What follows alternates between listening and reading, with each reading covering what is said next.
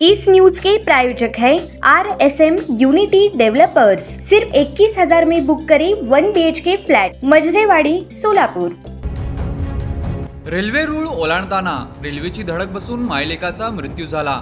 ही घटना पिंपरी चिंचवडमधील कासारवाडी रेल्वे स्टेशनवर सोमवारी 22 डिसेंबर रोजी पहाटेच्या सुमारास घडली। कविता अर्जुन चव्हाण वय 30 व आरव अर्जुन चव्हाण वय 4, दोघेही राहणार शिरोली, तालुका चाकण अशी मृतांची नावे आहेत। हे कुटुंब मूळचे अक्कलकोटमधील वसंतराव नाईक नगरचे रहिवासी आहेत। 10 वर्षापूर्वी अर्जुन चव्हाण कामानिमित्त चाकणला आले होते।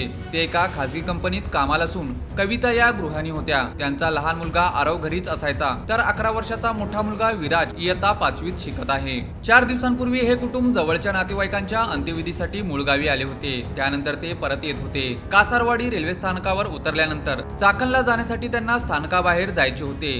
रेल्वेच्या धडकेत गंभीर जखमी झाल्याने त्यांचा मृत्यू झाला। या दुर्घटनेमुळे परिसरात हळहळ व्यक्त केली जात आहे। या मायलेकावर पिंपरीतील स्मशानभूमीत शोकाकुल वातावरणात अंत्यसंस्कार करण्यात आले।